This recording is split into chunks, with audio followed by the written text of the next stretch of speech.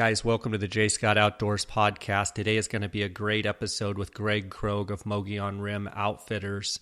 And Greg and his guides last year, his hunters in Nevada shot 5 bucks over 200 inches. We're talking about mule deer. Today we're going to be talking about the restricted rifle deer, non-resident deer draw that you have to go through a guide or through an outfitter, but your odds of drawing are about twice as good. Albeit they're not great odds, they are better if you apply with a guide, and we're going to go over how you do that here with Greg, and we're also going to break down a bunch of different units in Nevada, talking about the early rifle hunts, the mid rifle hunts, and the late rifle hunts, and how to put in for the guide draw and all the ins and outs of that. Before we get to that, I want to thank GoHunt.com Insider for their sponsorship of this podcast, and I want to show you where the value of the Insider is. And if I take one unit that one particular unit, just to give you an idea, units 131 to 134, the early October deer hunt that Greg is in Greg's top 5.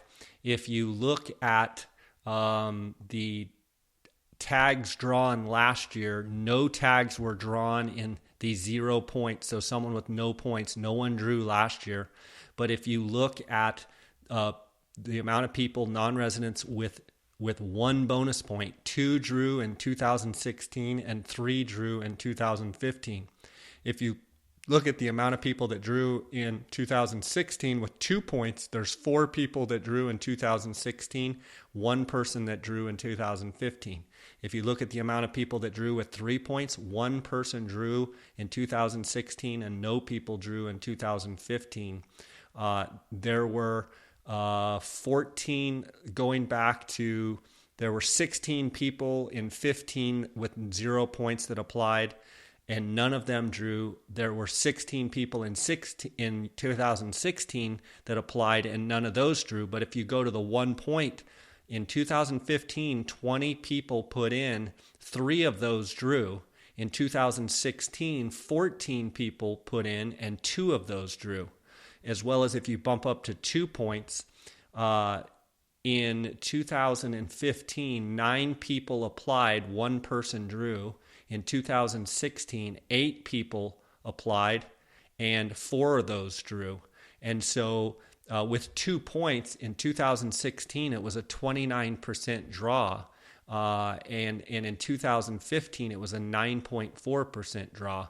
And if you're a Go Hunt Insider member, all you do is click and you can go through each hunt, early, the middle hunt, the late hunt, for every unit. And you can see the draw odds from year to year. You can see the amount of applications that were for that hunt and how many points they had. And then you can see how many tags on that hunt were drawn. And it also shows you average quality of bucks, trophy potential, harvest success in each unit. And it shows you the applications and tag allocation. So it's a great way to research these units and figure out what is your best chance with the amount of points you have. If you're not already an Insider member, all you have to do is go to gohunt.com/insider, click on the blue Join Now button. When you go to enter as a member, when you sign up, use the J. Scott promo code, and you're going to get a $50 KUIU gift card, and that's just for signing up. That will also allow you full access on the Insider portion of the website that gives you access to the strategy articles and basically these charts. It will walk you through series of these charts so that you can become very versed at looking at where you stand with how many points you have and how, where you stand as far as how many other people are in your boat, how many people are behind you, in front of you, and you can start calculating your best chance to draw a tag. I want to thank GoHunt.com Insider, Lorenzo Sartini and Chris Porter, Brady Miller and their crew over there for doing such an awesome job and having these incredibly accurate draw odds. And I think Nevada is one of these states that you can really use these accurate draw odds.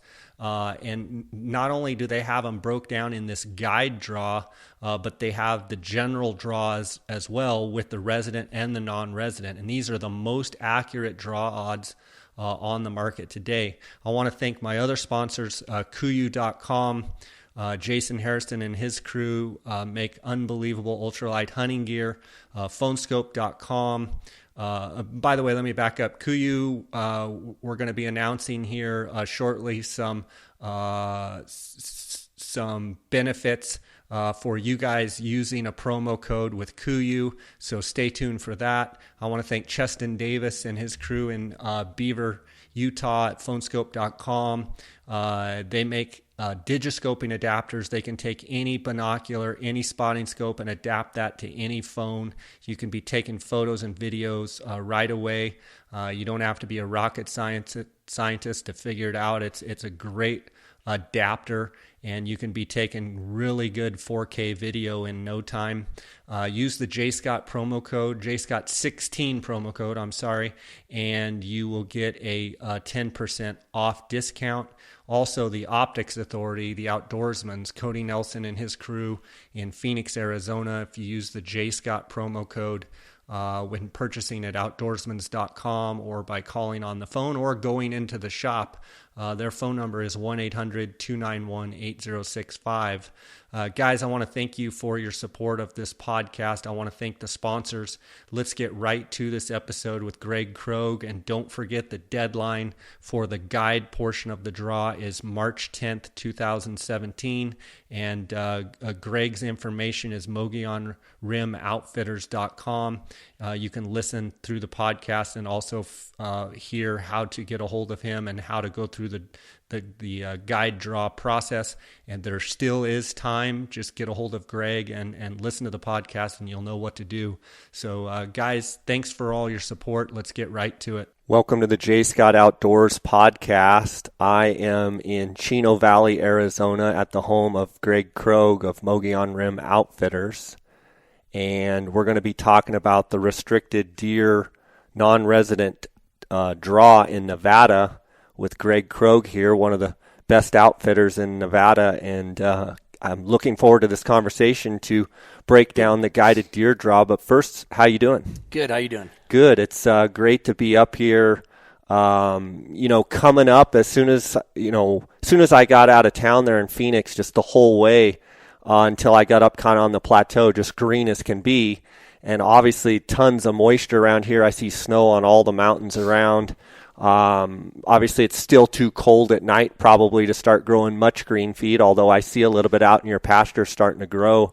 What are you thinking about this year as far as moisture here? Man, I think it's going to be phenomenal. We keep getting these big storms, and then it warms up for 2 weeks and kind of gets enough to where the grass starts to come up, and then it dumps again. And I can't remember it ever having this much moisture at my place in the last 10 years. Yeah. Going back 10 years, I certainly can. So, it's makes me feel real optimistic, not only about our antler growth here in Arizona, but, from what I hear, Nevada's also been getting good storms. Yeah, they're having a really good winter this year, which we haven't had in quite a while. And we've been saved the last 5 or 6 years. We've been in very drought conditions over in Nevada, but we've been saved by late spring rains that have been helping us get through and having us good antler growth years. But it hasn't been helping all the springs and groundwater and everything else. And this year they're having a lot of really good snowpack that they haven't had in a long time.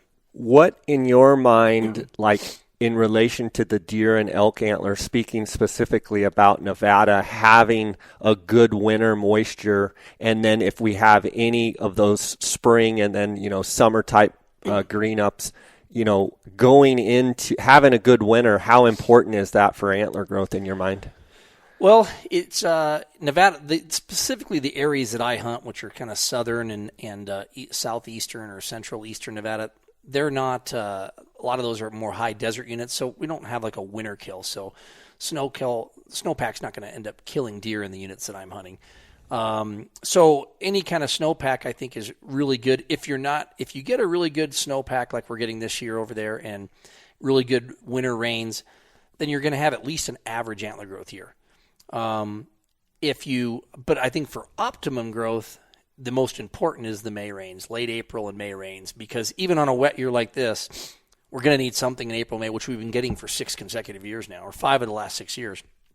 So if we can get a good winter that come out of it, and as long as it isn't a really brutal cold winter, that they come out in poor shape, I think that does affect them negatively, but it hasn't been like that. Specifically these desert units, even when it snows over there, it melts off right away, and they're not. It's not like they're in Colorado up to their bellies in snow and can't get away. So I think this year, right now, we're going to be for sure going to have at least an average or above average antler growth year. If we end up getting the kind of April and May rains we've had in the past, it could be just phenomenal. Yeah, I mean, the optimism across the board from everyone I'm talking to is, it's one of those things. If you have a wet winter, like you said, probably the worst thing you're going to have is average. And then anything after this is a huge bonus. Right. Early monsoons here in Arizona, that could be huge for Arizona growth. Right. Greg, you've done a phenomenal job for many, many years with your deer hunts in Nevada. For those listeners that haven't heard you on my podcast before or are not familiar with you, how many years have you been guiding in Nevada? I think I've been in Nevada since probably 22 years over there. I was over here for about 10 years, and then I picked up Nevada because there was nothing going on over in Arizona in October. So I think I went over there for the first time in 95. 95, so you've been over there a long time. What have you seen as far as, have you seen trophy quality change? Have you seen hunting pressure? Have you seen, what changes have you seen to the good or to the bad in 22 years? The tags, it's obviously much harder to draw now because the secret's gotten out about Nevada. Back when I started over there, we were drawing 100% of our clients or 95% of the people. And now with it's much easier to apply. There's lots of places that are applying for people. So it's made the draw get much more difficult, but it hasn't really affected pressure in the field because it's still the same basic types of numbers. So I haven't really noticed anything different as far as the hunting quality, as far as people being in the field. That hasn't really changed. I've just noticed it's a lot harder to get drawn. Way back when we were drawing 95%, you could pretty much pick the people. You knew who was coming every year. We hunted with the same people every year, whereas now you have to apply a lot more people just to get enough hunters to make it effective. So I would say the biggest thing is just a much more difficult draw, and that's where this guided draw really helps out. It gives you increased odds of drawing.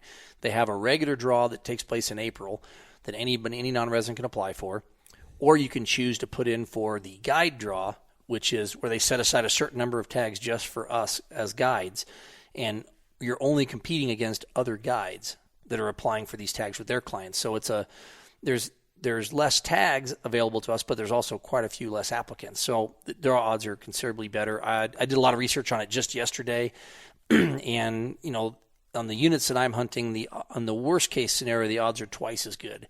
And there were some units that I looked at where they were 4 and 5 times as good. So in other words, what you're saying is if anybody's planning to apply in Nevada, or if you've been applying in Nevada and you are planning to go with a guide, you're absolutely crazy not to put in for the guide draw because you're already planning to go with a guide. Right. So if you drew in the general draw and you're going with the guide, you will double your chances in essence if you drawn. put in the guide draw. Yeah, and I'm not saying it's great draws. These are premium units and really good hunts, so that they are difficult draws, but they are at minimum twice as good in some units and up to 4 and 5 times as good. So if you're planning on using a guide, in my opinion, you'd be crazy not to. The disadvantage to the guide draw is you have to go with the guide you applied with, and you can't do the hunt on your own. Right. So, but as long as you know you're going to hire a guide anyway, there's no point in not putting it in on the guide draw. Right. Several reasons. The application process is a lot quicker. I think they're due on the 10th, and we usually know within 2 weeks the results. Oh, really? So I think they're due on March 10th, and I don't have it in front of me. I guess I could look it up when the drawing is going to be. So in other words, you can start, if a guy draws, you can start planning your hunt very quickly. You'll know the results for the guide draw before the regular draw is even open for the elk draw. Okay, so we just looked it up. Greg looked it up here, and so the deadline is March 10th, and by March 22nd, the guide draw is completed. That's correct. They give us the results in person at a drawing on the 22nd of March. And one thing I was asking you there at the break is if you apply in this guide draw, and you don't draw, you can't apply in the general draw. That's so correct. Once you apply, you have to decide whether you're going to apply in the general draw or the guide draw. That is correct. And then restricted, and one other thing, remember, the restricted draw is only for rifle deer. The guide draw is rifle deer only. If you apply for that, you cannot apply for any deer in the regular draw. You have to pick one or the other. In the past, years ago, it used to be able you could do both and you could double dip. It was really nice, but they've got onto that, and that's no longer allowed. But you can apply in the regular draw for, I believe, like the silver state tags and those types of things for deer on the regular draw. And the reason I know that is somebody applied and didn't draw a couple years ago, and that was the only thing they could apply, and he applied and he drew the silver state, which is basically the governor's tag. A good friend of mine did. But you can apply for elk on the regular draw. Okay, and this restricted rifle deer draw, it's just for deer. They don't offer this for elk. That's correct, just for deer. And in order for, we're going to get into the units that you hunt and some of the past successes that you've had. In order to, well, what is the process in the guide draw, I guess I should ask? How does it work? The way it works is they send us out a power of attorney form specific to this draw. It's only good for this draw, and what it does is it gives me power of attorney to apply them for this draw only. It doesn't give me power of attorney for anything else. Right. It's just restricted to this draw. I send out that, email them. They print it out, have it notarized and signed, and then they mail it back to me. As soon as I get it back, then I contact them and we go over the draw and do it together. Good. And then obviously deadline by March 10th. This podcast, we're doing this on March 1st. I'm going to turn this around tonight, so there's going to be plenty of time, for people to hear this. Email them the form. Right. They get it signed and notarized, and if they express mail it or just priority mail it, I'll have it back. And as long as I get it back by next Thursday, so by the 9th, that gives me time to apply them. Good. And then a quick turnaround. That's always nice because guys are trying to plan hunts and stuff. They'll know in 12 days if they draw. They know in 12 days whether they drew or did not draw. Gotcha. Let's talk specifically, before we get into the units, let's talk about the year that you had last year. How did it stack up maybe to other years, and what were some of what you would call some of your successes in the hunts last year? You know, last year was, in my opinion, the best year we've ever had in Nevada. On the general, specifically on the rifle hunts, I think last year we ended up taking 5 bucks over 200 inches total in Nevada, and I think we took a total of 17 or 18 people over that's 6 different hunts. We're not right. People see that in, or they saw that we drew 15 people last year, 14 people in the guide draw, and they're picturing a camp of 14 people. We're applying for 5 different hunts that all have different dates, so we never had a rifle hunt last year. I don't believe we ever had a rifle hunt with more than 2 hunters in camp. There was a non-hunter, like somebody brought their dad. Yeah. But we never had more than 2 hunters in camp last year, and most of the camps were 1 hunter, or the majority of them were 1 hunter. So it's a very small, personalized camps. And last year I would say, even though we had some of our best success as far as quality deer we took, it was some of the hardest hunting that I can remember. It was none of these hunts were, I don't want to portray this. We just had an unbelievable pinon nut crop last year, a pine nut crop. And a lot of the deer that we knew about that we were planning on hunting just disappeared, and they get in that thick pinon, and it was pretty tough hunts. And, but we had a great group of guys. Everybody grinded it out. And in the end, we ended up killing, our average last year was probably the best we've ever had. Our success rate was probably the best we've ever had. But it was tough hunting. There were other years. The only other year that was comparable was probably 2010 or 11. And that year, it just seemed like it was easy. I mean, we knew about 8 or 9 different bucks. We'd go look for that one, found him, and shot him. Last year, it was 6 or 7 days of grinding for each buck that we ended up killing. But in the end, it was, I think, our best year we ever had.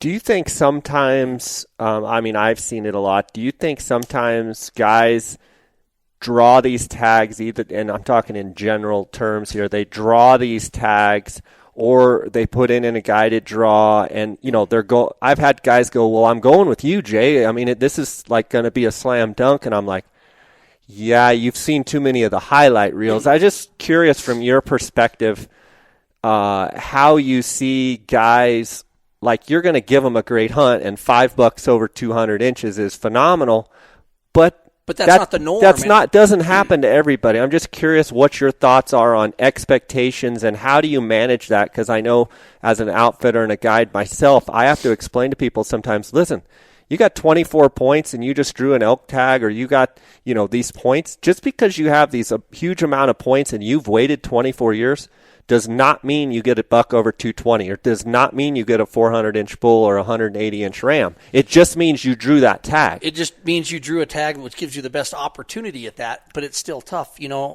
I tell people, as far as expectations, everybody that I've been talking to about this, they're asking us what we shot last year, and we're very quick to point out that was not a normal year. We're not going to shoot 30% of our bucks over 200 ever. Probably never again. Probably never happen again. You'll try to. Yes, but and we'll try just as hard, and we'll do just as much scouting, and everything else will be the same. But last year we caught a lot of breaks. I mean, it just seemed like we caught a lot of breaks. A couple guys made some unbelievable shots that I didn't think they would be able to make, and they made it under pressure situations.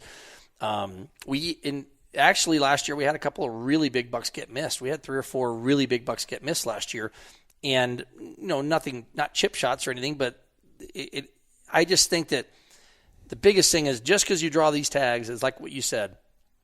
It doesn't mean you're going to kill a giant buck. It means you're going to have an opportunity to be in an area where there's a giant buck. Right. And I think so many people make the mistake of putting so much pressure on the hunt when they draw it. And I included myself. I've drawn 2 or 3 premium tags in the last 20 years. And the first 2 I drew, I didn't even really enjoy the hunt.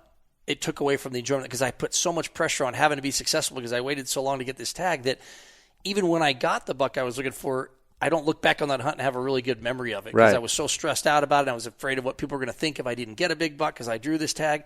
That the last time I drew a premium tag was on the Arizona Strip, and I went into it.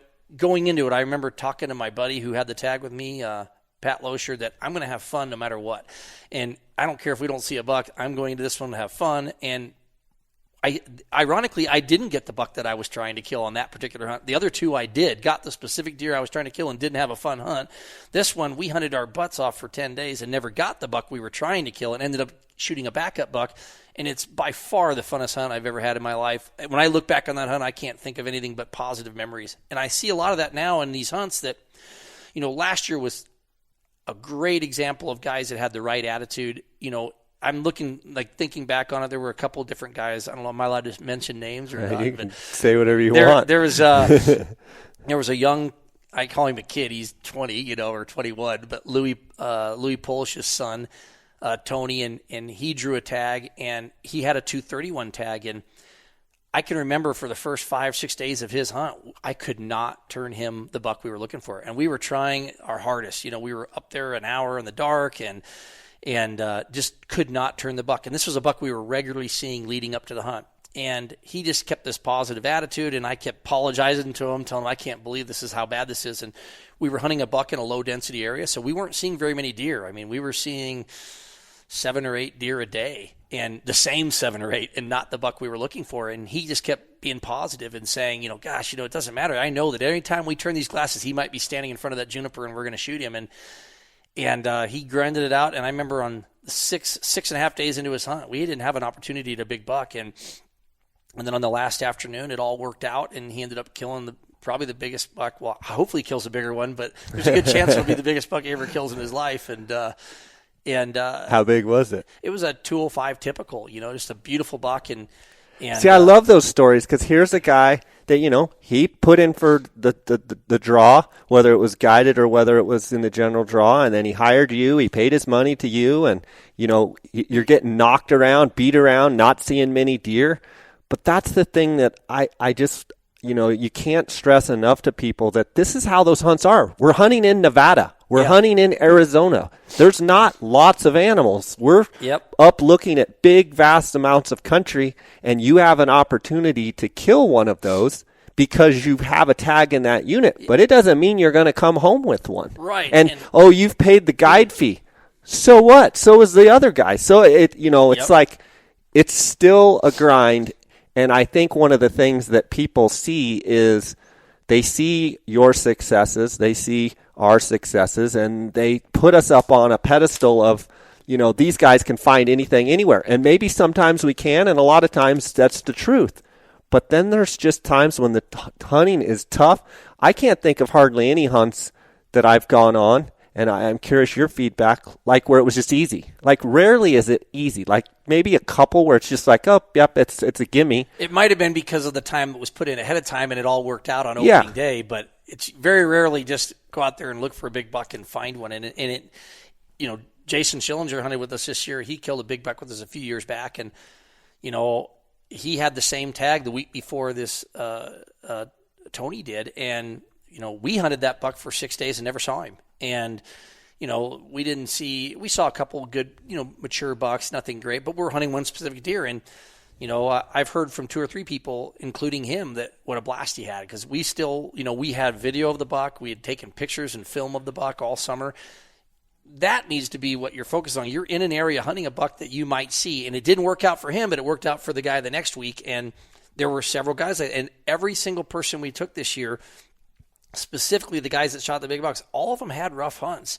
But then in the end, they ended up getting a really good buck. And with the exception, there was one guy that shot a really big buck on opening morning of his hunt. I think to be a trophy hunter, and I think specifically to be a mule deer hunter, and I've only shot a handful of good bucks. You kind of have to like suffering. Yeah. And I just don't think a lot of people, until they do it, they realize that, they're like, Greg, how'd your season go? And if they spent every single day with you, they'd realize the amount of suffering, especially in Nevada, where it's lower density, and the weather can be weird and finicky and hot and dry and this and that and the other. And you kind of got to just like the process. And you kind of have to like suffering, knowing that your time may come or it may not. But if you keep a good attitude, that's the best opportunity and chance you have at killing a big buck. I think that's why I like mule deer, is because they are so difficult. It makes it so exciting when you finally kill that 200-inch deer that, I've had lots of people come up to me and say, when I shoot, I lose my mind, when I walk up on a 200-inch deer, because I've had multiple people say to me, gosh, you act like you've never seen one before. And I tell them, I said, it's more like I know how hard it is that I keep thinking this might be the last one I ever walk up on. And they, killing a really good mule deer, the reason I love hunting them is they're so difficult that you go so much time in between shooting really big deer that when it finally happens, it makes it that much more rewarding. And I don't know if I agree that I like the suffering, because there is a lot of suffering when you're hunting big deer, but I would say all the suffering makes it that much more rewarding when you finally do get one on the ground that's that kind of a buck. And so many people don't. There's just so many. If you look at the really good mule deer guys out there, they're consistently killing big bucks. The Campbells, Brittinghams, Ulmers, Jason Carter, those types of guys that are doing it. People don't realize how much time they're putting in, and that's another huge factor. They're putting in a lot of time, and I don't mean this as a negative to them. I just mean you don't write a story about the hunt you went for a week and didn't see a good buck. And I've had a lot of good laughs with like Jason Carter over the years. It seems like as much time we put in some of these places in Nevada, I feel like if people really knew how much time it took to kill a buck like that, I'm not even sure they would want to go try it. But I think that's what makes it so neat when it finally, like you said, when it finally does work out and you get to walk up on one of those bucks, and it's pretty awesome. And if it was someplace in a field or whatever, I don't think I would enjoy it as much, but I just think that the biggest thing, like you focused on, is being positive. Because we're going to try every bit as hard. We're going to do just as much scouting, and the outcome is going to be decided by fate, And if you have a positive attitude, you can look at all the other things that happened on that hunt and have a good time at least. And then if it works out, then at least you had a great time leading up to it and you got your giant buck. But if you're negative or if you're focused on the fact that it's not working out, you're not finding that big buck, then even when you do finally get done at the very end, you're not going to have a bunch of great memories in the back of leading up to that. And I think that if most, I try to do that on every hunt I do for myself now, on personal hunts or with my kids. I try to have a great time and not worry about it, and it's hard with kids because I'm afraid they're not going to get one. And like with my girls when we do hunts, but my best memories of my hunts are usually not the actual getting of the elk with my daughter. It was all the stuff we did leading up to it and how much fun letting it them was. drive the truck and doing all that stuff. And, and like this past year we did a hunt with the girls, and, one of the girls shot a bull early on, and, Adam Foss showed me a trick I'd never seen before where he cooked the steaks on a flat rock, and I'd never seen that before. And I'm never going to have another hunt where I don't do it now. That's awesome. And, he grilled them up and put some seasoning on some. We were backpacked on some top ramen packets, and my girls to this day still talk about it, and I can hear them talking about with their friends about it in the back seat when we're driving, about how they had these steaks cooked on a rock, Tell me about that. Did he just build a fire and put a flat rock in it and heat it up to a certain temperature, or walk me through that? Yeah, we had a big fire pit ring, and we were 8 miles in. We went in with mules, but I was planning on doing backpacking food to go light because we had a lot of camera equipment they were filming, and so we were trying to go really light. I didn't have a grill or anything, and one of my daughters shot her first bull, and we took out the back straps and the loins, and he told me he was going to cook them for dinner so we didn't have to have backpacking food. And I said, well, I didn't bring a grill. And he said, I'll show you a trick. And he basically built this fire, and then when it got really a big bed of coals, he just took out one of the rocks on the side of the fire pit ring, and he went and got a flat rock that was, kind of like almost like a paver or something, and it was about maybe 3 inches like thick. A sandstone kind of like rock. And it was, it looked like maybe a foot long and 10 inches wide, about 3 or 4 inches thick. And he started off by setting the rock right in the coals while the fire was going and got it really hot to begin with. Then he just grabbed the rock and laid it across like a little bridge, and then he shoveled some coals on it. So the rock was already really hot.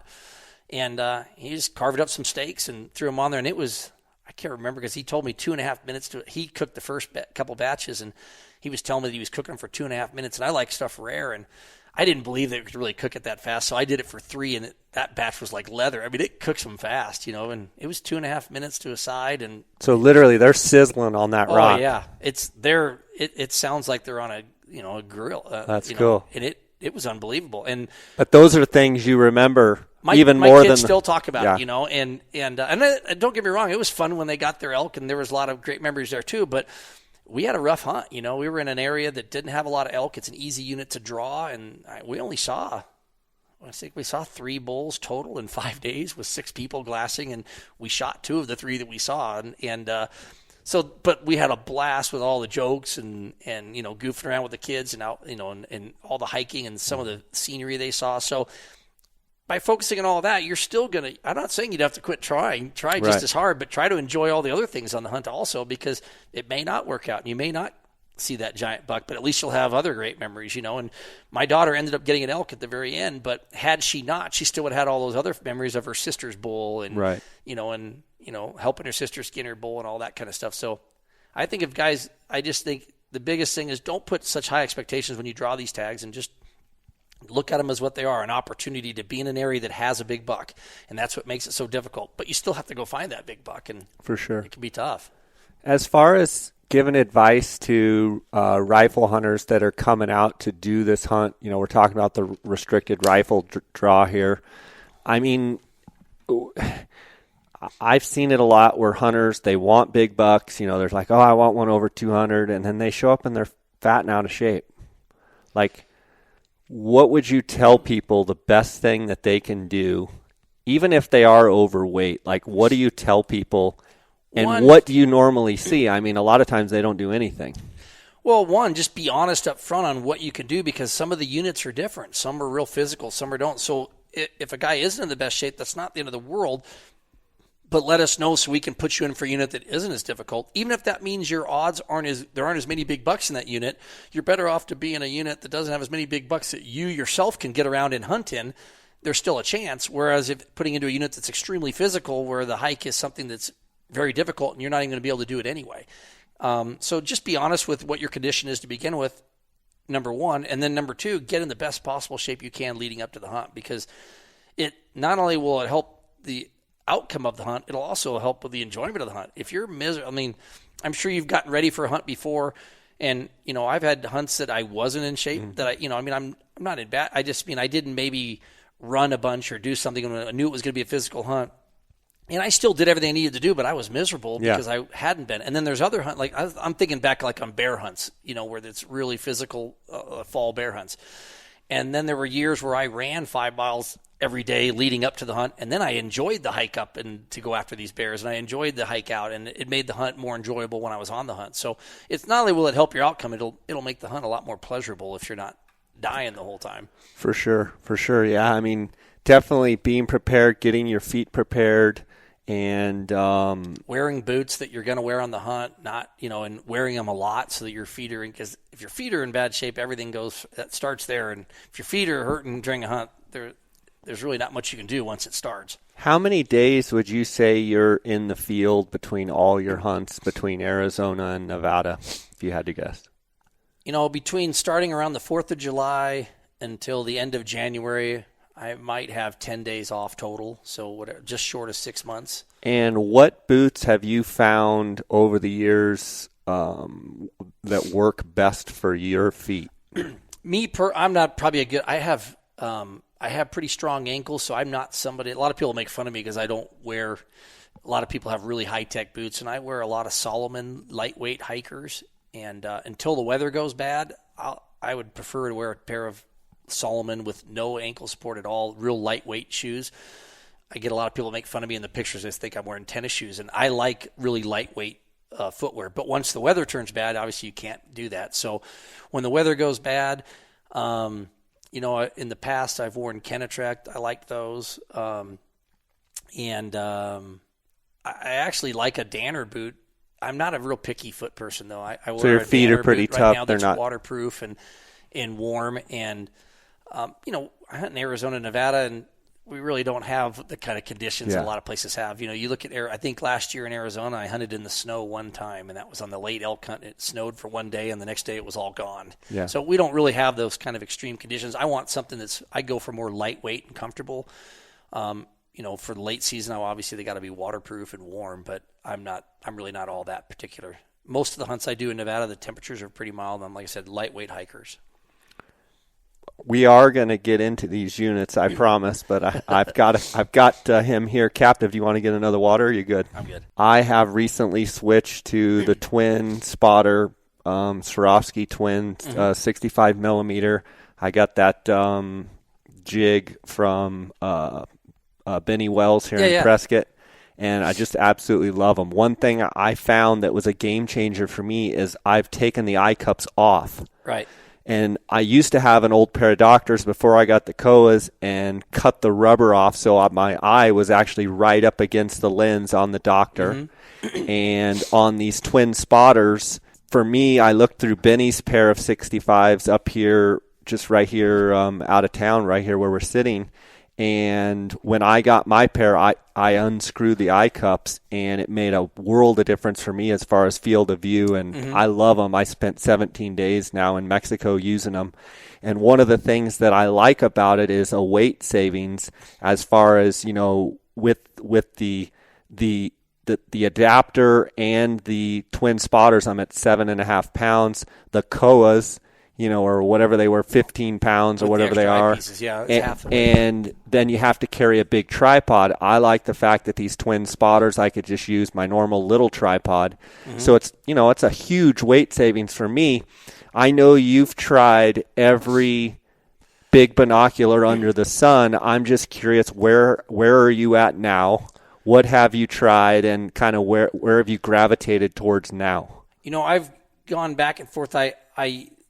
Right now, I'm currently using the Doctors, and the new ones, the new HD ones. Okay, and they've got a much bigger ocular on the front than what they used to. Because I used to do the same thing you did on the old pair. I cut the rubber off, and that gained you. It was substantial when you cut. It was a huge difference, like game changer. Yeah, and I do know that I would say the new ones are 40% better than the old ones. I had the old Doctors for 15 or 16 years. Were they the 40 wide angle? 40 wide angle. Okay, that's what I had, the 40 wide angle. I had the 40 wide angle old ones with forever. The lenses were kind of concave, and once you pulled the rubber off, they were really good in the centers, but on the edges a little bit. On the old ones. Yeah, on the old ones. I'm curious how the new ones are. So I had those, and I ended up selling those to a buddy of mine here locally, a good buddy of mine. He bought them. And I had switched to the Koas at that point. And I had a mixed review on the Koas. I do like them I didn't like them for the super long range stuff because they were 30 power, 32 versus 40. Versus 40. I liked them for their light gathering, but I just felt like a lot of the stuff I hunt in Nevada is really long range glassing, and I just didn't feel like I started missing the same exact spots I was glassing. I started missing the 40s.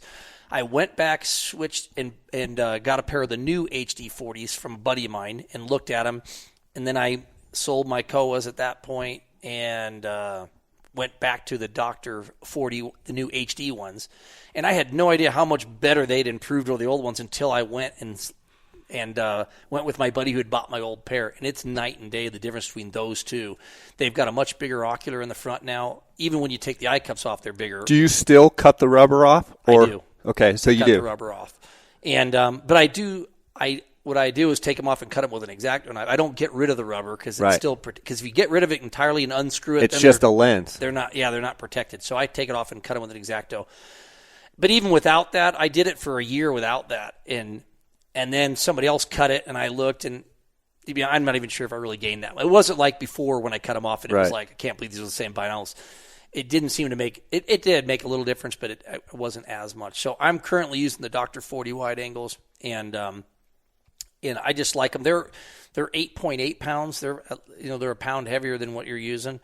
I've just always liked them because they're all enclosed, but they're not waterproof. And so again, I hunt Arizona, Nevada. We don't have a whole lot of moisture, and especially during the times of the year when we're hunting, it just doesn't. And if there is real bad weather and snow and rain, you're not really glassing long range anyway because you don't have the visibility. So I just don't use them when it's really like the kind of conditions. But I think I want to say they're 8.8, and their field of view seems to be even better than it was before, quite a bit.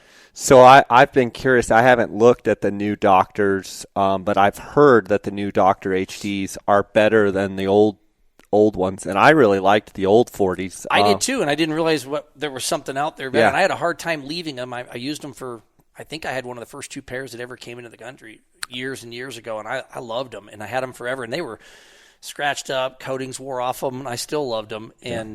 But when I looked back to the HDs and compared them side, it blew me away. I really liked the Koas when I switched. I had the Doctors, and then I bought the Koas, and then I ended up selling the Doctors. I really liked the Koas. One of the things, as far as there were several factors that made me looking for something else. One is weight. The older I get, just from a weight standpoint, the edge-to-edge clarity, comparing the old Doctors with the Koas, I thought the Koas were definitely a step up. 100%. I'm curious. So you think edge-to-edge clarity, are they equal?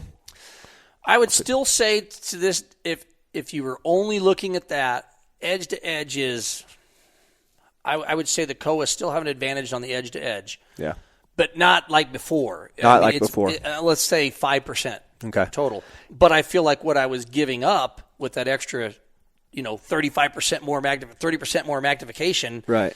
And it's not like the original Dr. 40s that because of the way the eye cups were and how small the oculars were, you could move and get the field of view, but you weren't really getting it. The new ones are not like that. But I would still say the Koas, because they also have they've got a bigger objective, don't they? On the front, they're at 85. Well, no, I think I believe the Koas are 32 by 82. I think the old Doctors were 40 by 80. Yeah. And I'm not sure what the new ones are. They're also an 80. 80, yeah. But so what 2 millimeters. What blew me away was the front ocular. It looks like it's twice as big. Yeah. As far that as makes a huge difference because I remember the old Doctors, it being pretty small, and I remember it being pretty finicky side to side. Like the centers were perfect, clear, and really good. But when I did get the Koas, and I had them and we were using them and I started using the Koas, I just found that like my eyes could swim around edge to edge a little bit easier in the Koas. So I said that the detractors of the Koas were the fact of the weight. But I'll tell you the other factor for me is angled eyepiece. I just felt, sitting for a long period of time and looking down I like looking through straight as opposed to looking through an angled. And I just think it's so much of the personal preference, because that was the thing I thought I would hate, was the angled eyepieces on the Koas, and that was the one thing that I ended up really liking. It was the weight I didn't like and the less magnification things. And I think that I have a neck issue, and I think it's from so many hours of. So you actually think the Koas are better? That was the only thing. If that was the one thing that I had the hardest time letting. Like I look back on now, like when I used, especially in Nevada, Arizona's a lot more getting up and glassing down. Nevada's a lot of glassing down, going up. So the straight eyepieces, you're lifting your chin and you're tilting back, and I was getting nerve damage in my neck. And when I went to the Koas and I started tilting down to look, I thought, wow. And I started noticing my neck pain went away. But like I said, when I looked at all the different options, I ended up going back to the doctors because I wanted that extra power. I thought the clarity is the same. I don't see a difference in the clarity anymore. I did on the old ones. Yeah. I would say 15% clearer. Yeah. The old doctor to the Koas, but now I don't see a difference with the new clarity on the new HDs. I do kind of, ironically, the one thing I didn't like, I wish I had now, which was the angled eyepiece, but they don't make it. So, but other than that, and the weight, half the weight, Okay, we've talked about optics. Last question I have, and then we're going to get into this restricted deer draw. Angled versus straight on your spotting scope. And since you're using 40 power doctors, do you carry a spotting scope still or not? And if you do you like a straight spotting scope or angled, and why? I don't carry a spotting scope with the 40s, and the reason is for my eyes personally, I know everybody's different, but for my eyes, when I carry a scope, and I'll make one exception, that new 90, is it the 95 front? Yeah. That blew me away. One of my clients brought that this year, and that's the only scope where I've been able to look at an animal and compare it to my 40. And I don't mean for glassing, because I don't think I could use it to glass with one eye, but as far as evaluating an animal, I could 100% see the forks better in that than I could on my 40. When I cranked that up to a higher magnification and the clarity on it, it blew me away. Yeah. But other than that, like all of the other Swarovski, the normal Swarovski spine scopes were the 60s, I guess they are. Yeah, 65, 85, and 95. Yeah. But on the other spine scopes, even though I can crank it up to 60 power, I'm using one eye, I lose my depth perception, and I also feel like when you crank it up to the maximum, the clarity wasn't there. So I was actually able to see, so I quit carrying a spine scope because I could always see it better with my both eyes on my 40s than I could. Even though it was slightly better magnification with one eye, I couldn't see as well as far as to determine how a fork was there or wasn't there. But like I said, when I did look through that Swarovski, the 95, it blew me away. Would you say if you were going to carry a spotting scope, straight or angled? For me, I would say the angled, just because I didn't think I'd ever like, because of my neck. Yeah. I think I would like the angled. Yeah, interesting.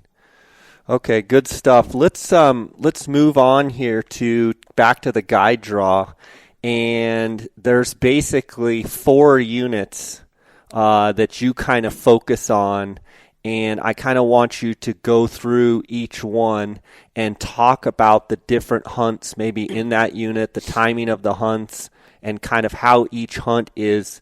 And we're going to go through each one of them. So let's start with 241, 245. Or you can start wherever you want. 240. There's 4 different units, and then within the units they have different dates, early and late.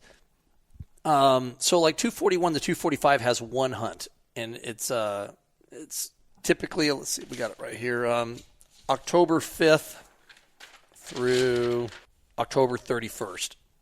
So, a little over 3 weeks, 3.5 weeks long. And, that's considered one of the premium units in Nevada. It's got lower densities of deer than, say, 231 or 221 or 131, the other units. But it also has, in my opinion, probably the best bucks in the state are coming out of that unit.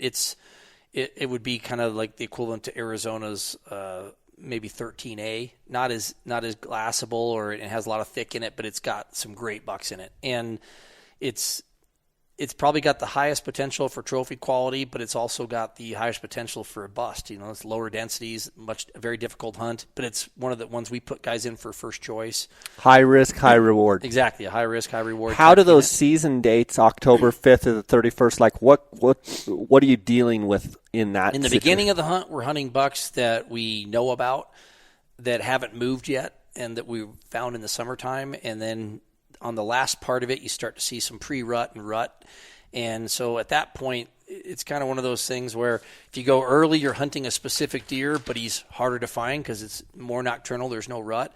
If you decide to go late, you're going to get more deer movement, but now the deer that you know about are gone and they're somewhere else. And now you're hunting does and looking for bucks that way. So, and they don't all move, but I know that last year, specifically last year, on the earlier part of that hunt, we were hunting specific deer and able to find deer we'd found in the summer and killed.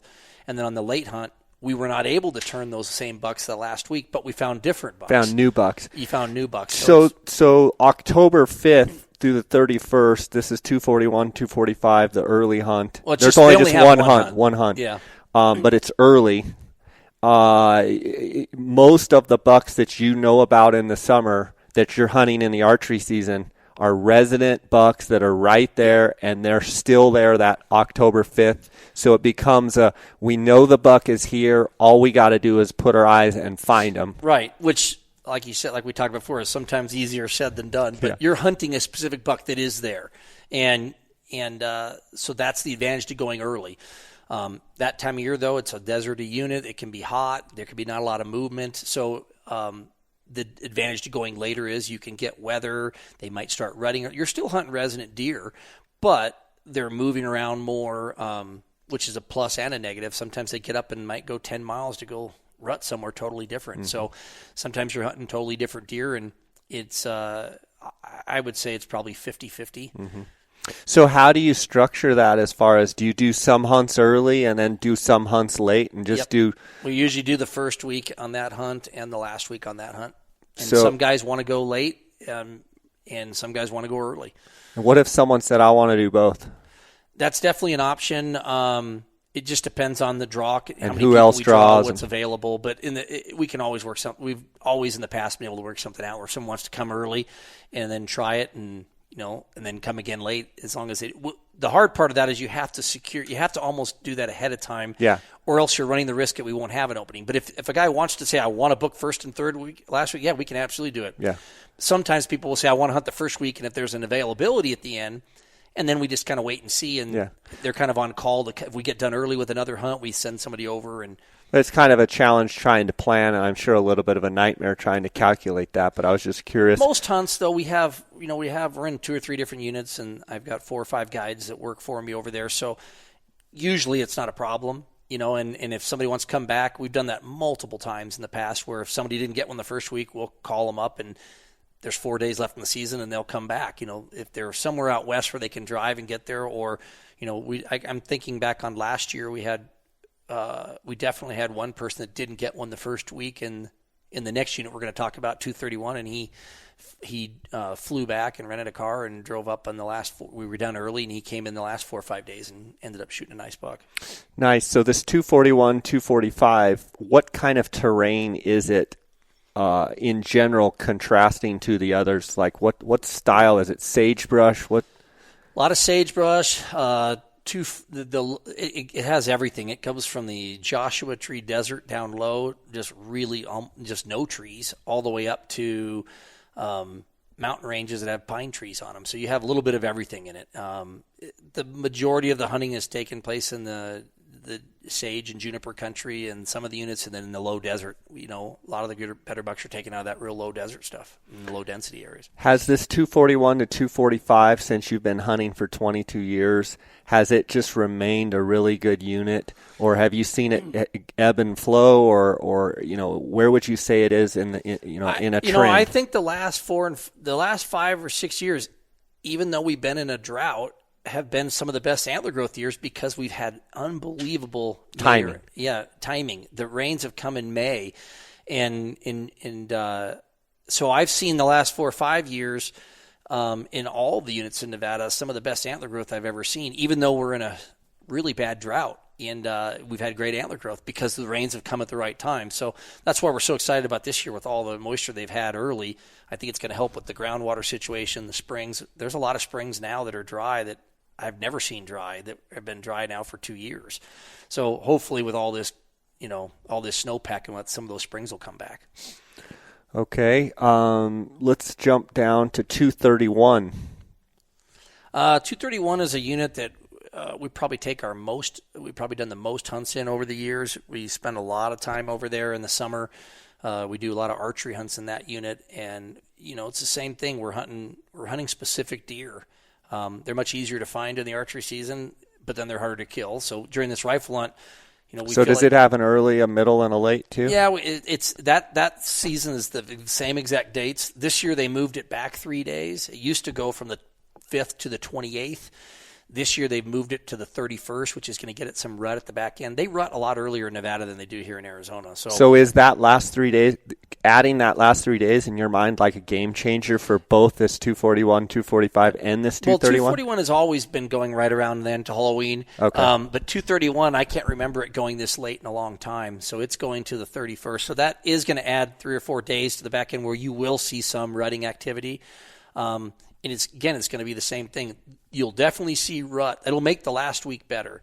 I'm still not 100% convinced that the first week isn't the best, just because you definitely that last week will not be hunting deer that we know about. We'll be so it's just does. Random what you see. Yep, you'll be hunting does and deer that have moved on to there'll be a lot of deer by the end of that hunt. A lot of deer move into that area that are not even in that unit at the beginning of the hunt. So you're going to have some advantages because you're going to be hunting some deer that are rutting, but the only disadvantage would be that the deer we know about are no longer where they were when we knew about them in the summer. And the 231 geographically, where is it?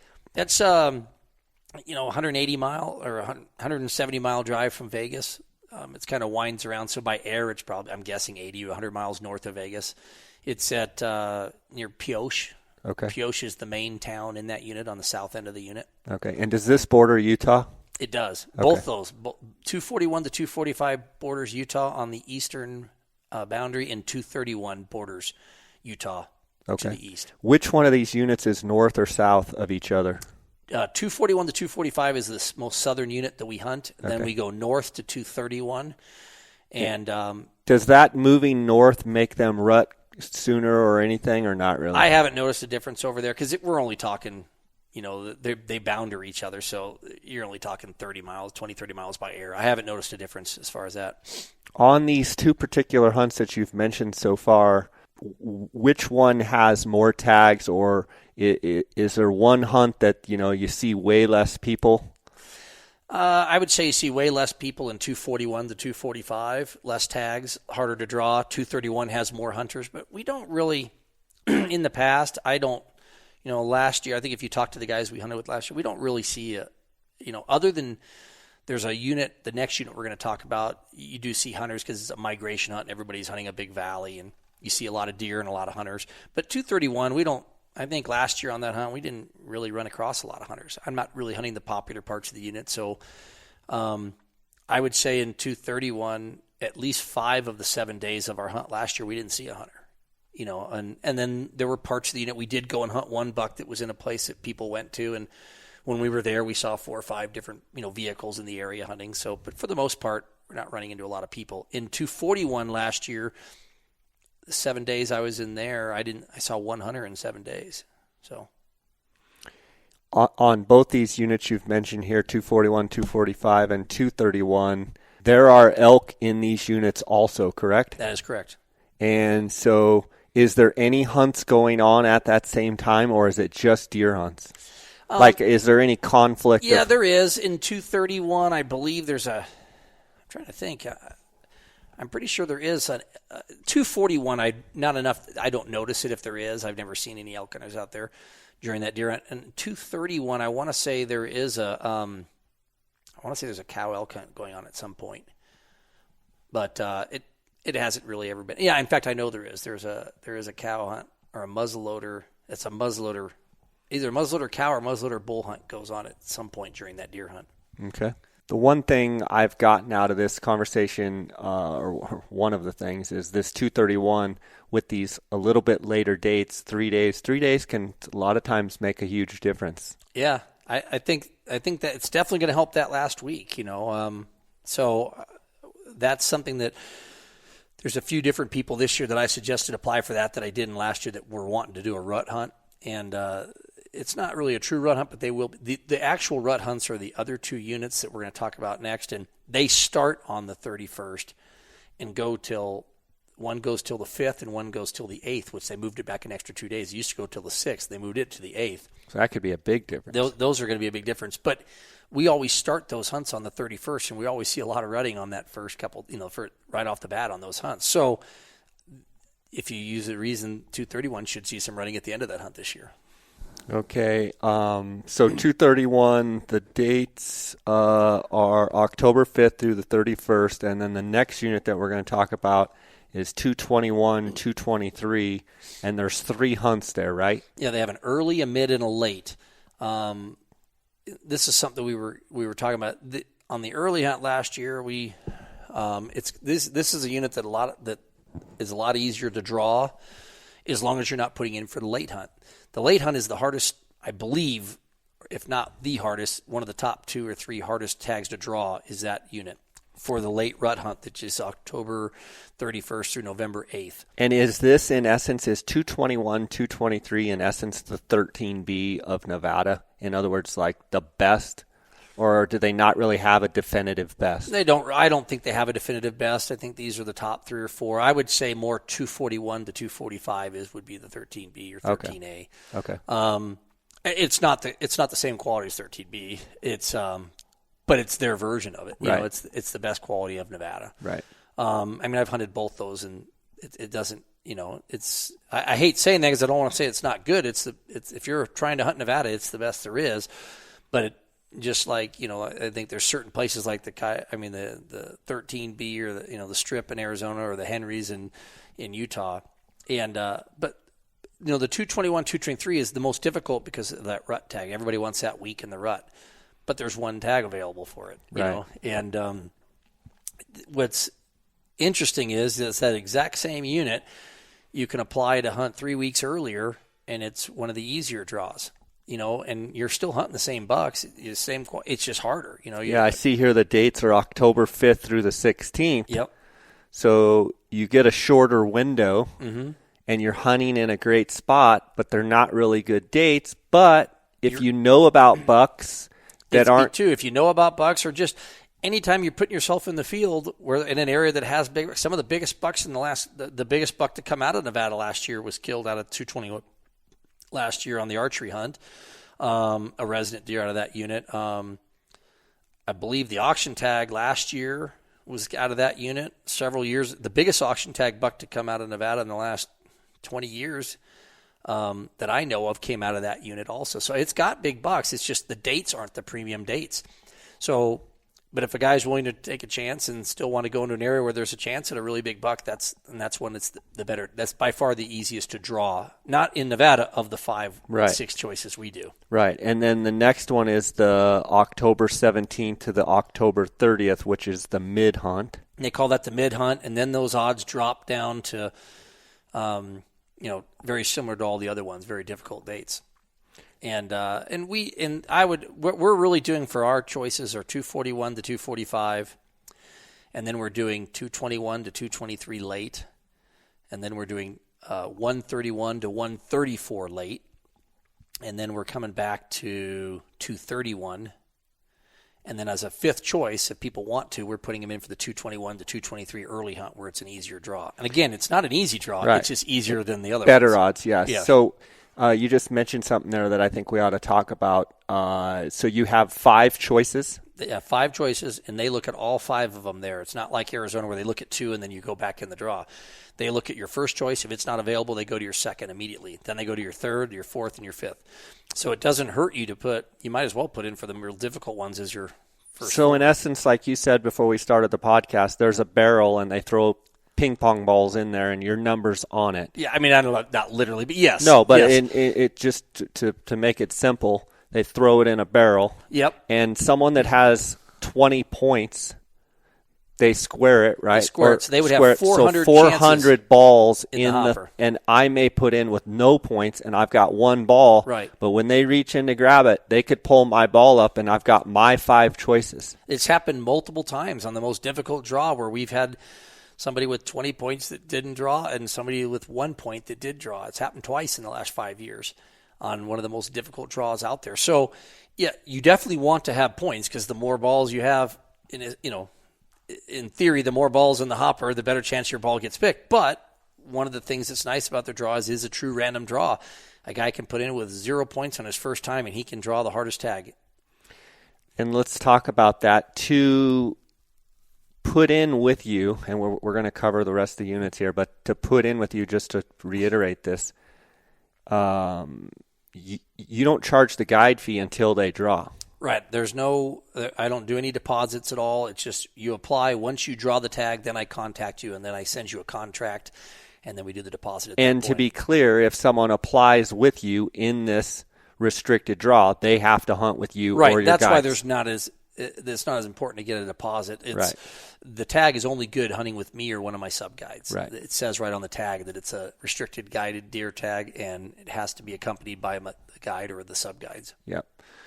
Okay, 221, 223 mid. I assume the early hunt's better than the mid, although the dates get later. I would assume the mid is kind of a little bit rougher because these guys have kind of mucked it around a little bit, and it's still not late enough. That's how I feel about it personally, but it is tougher to draw, so that's why I haven't been applying people on the mid. I've been doing the early and the late for my 5 choices. And then this late here is October 31st through November 8th. And that, in years past, has been ending on November 5th and 6th, and this year they moved it back to the 8th, which is as late as I can ever remember it in 22 years. So those extra 2 or 3 days could be a game changer. Yeah, it'll be huge. The rut just keeps getting harder and harder every day, so I think that'll be a huge difference. So with those dates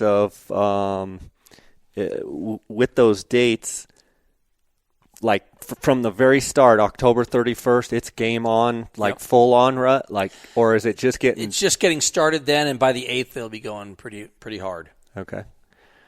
And the 223 late, what is the terrain in this 221, 223 in this unit? It starts off, it's got, big mountains that are up in 10,000 feet and the pines up high, but by the time that hunt rolls around, you're hunting the low country. It's more very deserty, high desert, I would call it.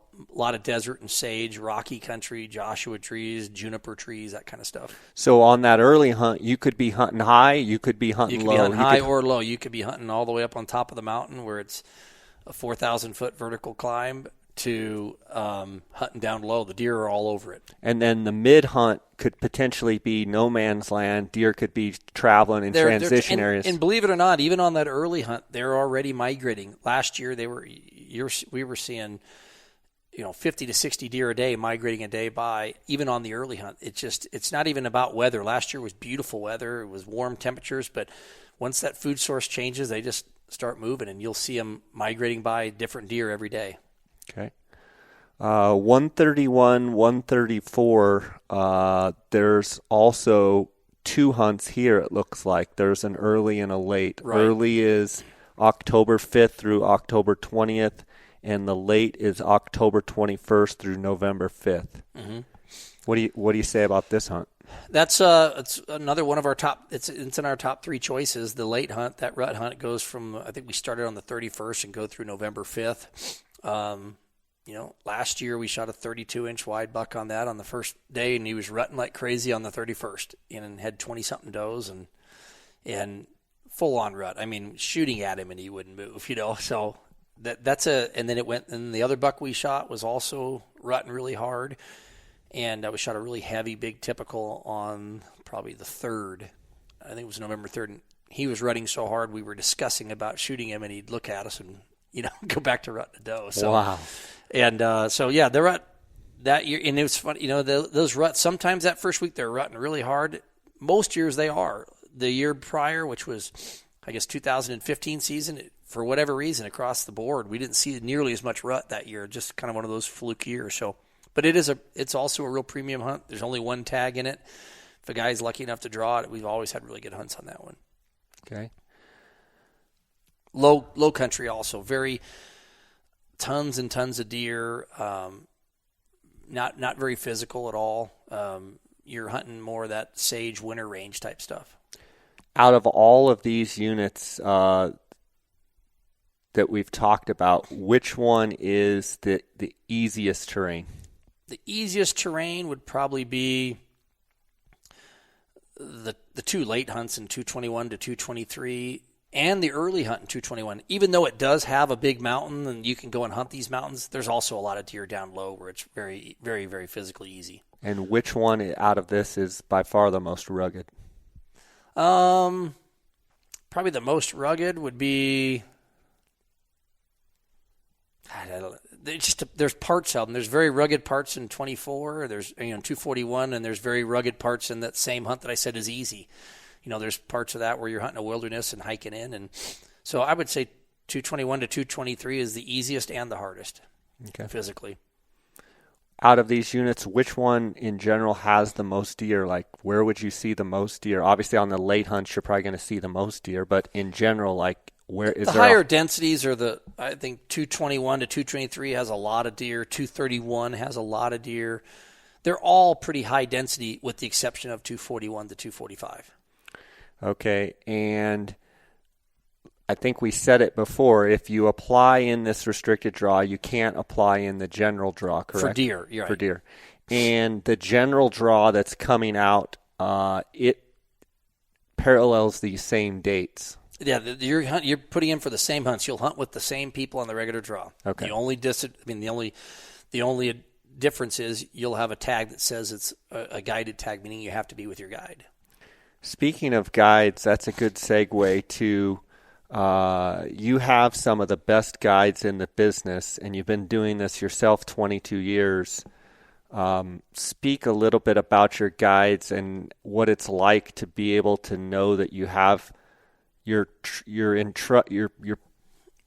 putting people that are putting their trust in you, and you're putting it in their guides. And your guides, I have to say, from an industry standard, have an incredible reputation. How does that play into your whole program? It's funny.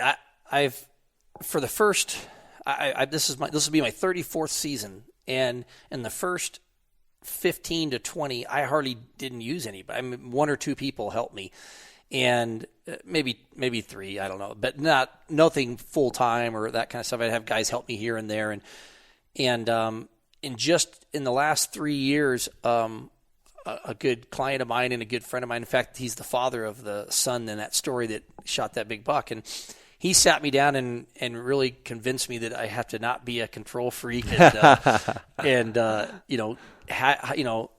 start doing some trips where I'm not in the camp, and I have, in my opinion, I just have the best guides there are. They're, Paul Stewart's been around forever. Paul, and Paul used to be a big competitor of mine, for years, and then he went to work for me, and just because I think he was tired of the whole administrative part of it, and I don't know exactly, but I got to believe he's been guiding. I know I've been doing it for 33 years, and I think he's been doing it as long as I have. I don't know that for sure, but I can remember when I was starting out, him being someone I was always competing with. So when you have guys like that, it never even occurs to me that there's going to be a problem. That I know that if they don't kill a big buck, it's not going to be because Paul didn't try hard or Paul doesn't know what he's doing. And anybody that knows Paul that's been in the industry at all knows how good he is. And so I've got guys on that scale that have been doing it forever. And then in the last couple of years, I've been convinced by my friend Louie that I needed to hire some younger, newer guys. And I've been blown away with how good they are. Because, when we started out, it was, in my mind, I've always had this, thank God, they're only 21, 22. How could they be, and it's just amazing with the equipment that's out there today and the knowledge they have. I mean, I learned stuff from my young guys that just from a technical standpoint, and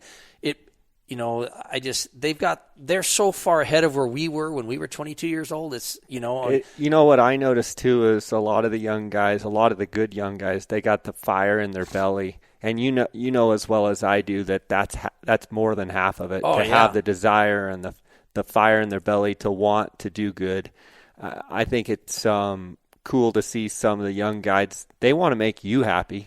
Oh yeah. And they want to make the client happy, and they're energized to go give it 110%. I mean, I know when I hunt around some of the younger guides, I get energized just seeing their energy. Yep. Granted, there's times maybe I have to rein them in a little bit and say, all right, let's just sit here a little bit and let this thing unfold. You can't force every situation.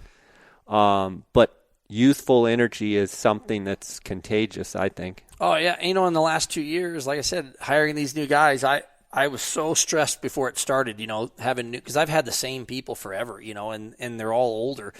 And then I've hired some young guys the last couple of years, and I can't even think of any negative.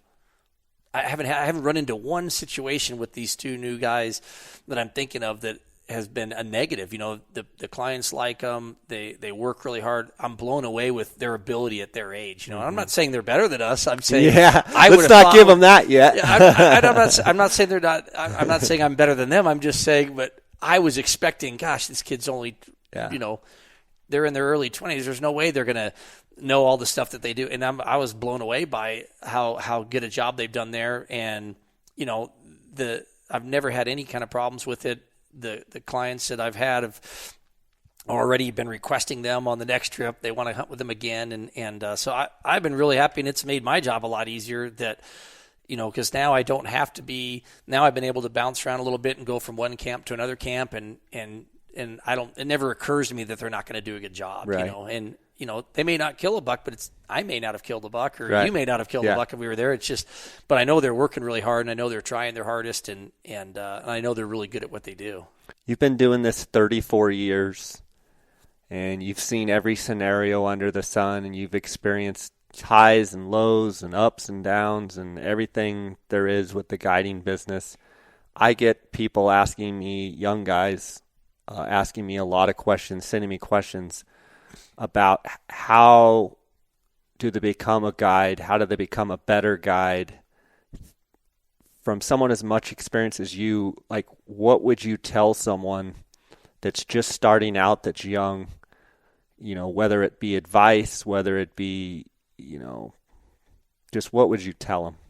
How do they be successful? I don't know if I have the advice on how to be successful. I've had people talk to me about if they want to do it. It's got to be somebody that it has to be something that you just love. People don't. It has to be something that you're very passionate about, because it isn't all. People picture a guy, you just get to go hunting all the time. And you're not. It's not. It's different. When you're going hunting on your own, there's no pressure. You're not taking somebody's money that waited 20 years to draw this tag. And so there is a lot of pressure that goes with guiding, and it has to be somebody that really enjoys it. And if it's not something that, because of the seasons, you're working a lot of hours for 6 months, so it has to be something you're prepared to be gone a lot. In a way, there's trade-offs to it. Like, I have a family, and I feel like I'm really extremely close with my family, even though I'm gone 6 months out of the year, because the trade-off is I'm with them 6 months out of the year, 24/7. I get to go to all their practices. Yesterday I got to go to their tryouts for their soccer tournaments, and so, and I come back every chance. My wife brings them over on weekends, and I see them. But it has to be something you have to think through. That, are you going to be able to be around? Are you able to be away from home for that long? Or are you, and for a long extended period of time? And the people that are, like, one person I'm thinking of, like this young guy that works for me now, Jeff Rowe, seems to just. It's like he can hunt. He went hunting with me all season, and then our season's over, and he's calling me wanting to go deer hunting in the desert. Yeah, I get the same thing. Like, they want to go chase predators. I'm like, good night. Just give it a break for a second. And that's what makes him good, is he is extremely passionate about it. He loves hunting. So it's got to be somebody like that. I did have one person that I was going to use, and it didn't really work out. And I don't think they were that same passionate about it. It was more about wanting to be a guide than it was about really enjoying it. So make sure it's something you really like and passionate about, and be prepared that it's not just hunting. Everybody thinks it's going out hunting. It's not. Like, when I go hunting with my buddies and friends, that's a lot of fun. There's no pressure. I could care less if it goes. But when you're taking a guy, like you do sheep hunts, I can't even imagine the pressure to go with that, because that's their one chance at it. And I don't, it's probably why I've never ever wanted to get into it, because I don't want anything to do with that. I'd probably never tell someone to pull the trigger because I'd be so scared. But so just make sure it's something you really like, and put the time in, and as long as you put the time in and get with somebody that you know in your area, that's a guide that you respect, that you can get in with the right person, because I think there's a lot of guides out. There's a lot of really good guides, as you know, and there's some that aren't as good, and try to, who they are, and try to get in and work for those types of people. I think one of the things with social media, it's real easy for young guys trying to get into it because they see the pictures, but they don't see all the work that goes into it. And I try and tell people it's going to be a lot of work, more than you think. And success doesn't just happen overnight. And I think that's one thing I always try and tell people is like, it looks like a lot of fun, and it is, but a lot of it's a grind, and just know that it's not all roses. Like there's, like you said, on the outfitter side of it, lots of paperwork, lots of permits and forests, and, a lot of things to deal with, deposits and dealing with a lot of stuff, and happen to be on your game scouting and doing all the different stuff. So, I think you give good advice.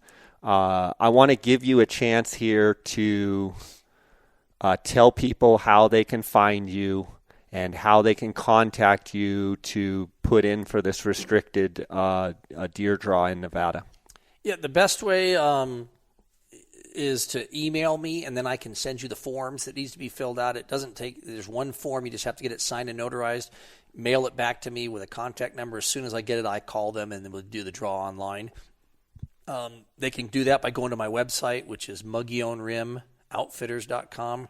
And that's, just to be clear, that's Mogollon. Rim, R-I-M, and then Outfitters with an S.com. Or it's easier just to Google my name, Greg, G-R-E-G, last name Krogh, K-R-O-G-H, and the first thing that'll come up is my website. You can contact me through Instagram, which is just my name, Greg, with an underscore and then Krogh, and you can direct message me, and I can get you the information that way. Either one of those, and we still got, I think it's, what's today, the 1st? The 1st, so yeah, we'll have 9 days. 10 days. Yeah. As long as I get that form back by the 9th, right, I can still get them in. Can you accept a scanned and emailed form, or does it have to be the original form? It has to be. It's supposed to be the original form. Okay. So, but again, when I send it to them, they get it notarized. If the worst case scenario, even on the 8th, they could overnight it to me the 9th. But if they just send it priority mail, it's not going to be a problem. Right. Okay. Awesome. Well, it's been great picking your brain here. I'm glad I came up and was able to do it face to face. It's great getting to see your bucks over here. I'm looking at a velvet buck from Nevada that I think you shot with your bow, and then the Arizona strip buck there. Yep. Cool buck, and then Pat's buck there, a replica. Yeah. And it's just cool seeing these big deer, and I want to congratulate you on the success that you've had with your business and also some of your personal hunts. And it's just nice to be able to come and talk to someone that has as much experience as you. And I think the listeners can take, 34 years of experience. This will be my 34th year. Okay. 33 years. That's fair enough. 33 years and 20 plus in Nevada, and be able to lean on your credibility and it's nice to see a guy like you that's have been doing it as long, still as passionate. Are you every bit as passionate now as you were the first day you did it? You know what? I think I'm probably one of the most competitive people you'll ever meet. So people make fun of me how competitive I am, and my wife specifically, and my friends. So yeah, I'm probably more. I'm already looking, like last year I think it was one of our best years ever, and I can't wait till next year. I'm already stressed about next year, thinking how are we going to possibly have the kind of year we had last year, and I think that's what makes it so much fun, is going back out and looking. But I think I'm every bit as driven now, for sure. I would say I'm not like the example I use of Jeff. When my season's over now after 6 months, I don't think lay up in the weeds a little bit. Yeah, I don't hang around the house and do fun stuff. Catch up with my kids and my wife, but as far as when the hunting starts, I'm every bit as competitive now as I ever was. I don't feel like, if anything, I feel like I'm more competitive than I was in the beginning. In the beginning, 30 years ago, I was a kid. I I think back then, it was 16, 17 years old. I didn't think about the things about what was going to, if you didn't have a good this year, what was that going to mean next year? I just was out. I mean, I enjoyed hunting and I loved it and it was fun, but I didn't. Now I look at it as a business where I have to, if we don't produce this year, we're not going to have people next year. So right. You fight for every single client you get. And there's so many new people out there now. I mean, you've been in the industry. It seems like everybody's a guide. There's a lot of people out there, and there's a lot of people have a lot of choices on who to go with. So I feel like I'm more competitive and more driven now than I ever have been, and I'm really excited about the future with some of these young guys we have, and so yeah, I definitely don't think I've backed off any in the last years. Do you still get as excited looking at a big deer as you did? Do you think you're ever a bit as excited as you were, even though you've killed a bunch of big deer? I think I'm more. We were just a couple weeks ago, Adam Foss was over here, and we had video of, and he made a copy of it on his phone because he's going to use something to embarrass me with it. My reaction walking up on a deer. I mean, I'm probably more, my guides make fun of me because, if you look at Jeff's the opposite. Jeff's this young kid, and I sent him on a lot of the stocks this year because he is so calm. And I'm not like that. People make fun of me. I can high strung. I had the opposite. When someone shoots, Jeff will call me up and say, I'll be watching the whole thing, the scope, and I can hear the shot, and I can't see the buck because he's behind a tree, and he'll call me on the radio in this monotone voice that, go ahead and come around here on the bottom, and we can get the quad down here, the buck's down here in the draw. And I'd be losing my mind. He'd have heard me yelling from there if I was the one there, and I'm the opposite. I think it's because over years, the more you hunt them and the more you get to appreciate these big bucks. And I think I'm more excited now when I see a big buck than I was then, because then I didn't realize what a big deal it was in the beginning. And for me, it's so rewarding watching them and then putting your hands on them. I just love that anticipation of getting up there and getting your hands on them and just looking at them because, I enjoy them so much. I'm sure like you do. It's just getting your hands on them is everything. Oh, and just, some of these bucks, the amount of time you put into them. There was a buck, buck we killed a year ago that between me and Jason, I think we had, between the two of us, we had 50 or 60 days of looking at him before we finally ended up getting him. And that's why I think it's exciting, and don't get me wrong, I like those gimmies when you walk around a tree and there's one standing there, and it happens every now and then, but I don't appreciate those as much as the ones that we've been hunting and following the whole time, and I would say 95% of the bucks we kill are bucks that we know about, other than the rut hunts. But all those other bucks are bucks we've hunted and been hunting for sometimes years, and then we finally get to get them. And so I think it makes it more rewarding that way. But like I said, I'll take it the other way too. And deer steps out for the first time. For sure, buddy. Thanks for spending time. Thanks for coming up. I enjoyed talking with you. Sounds good.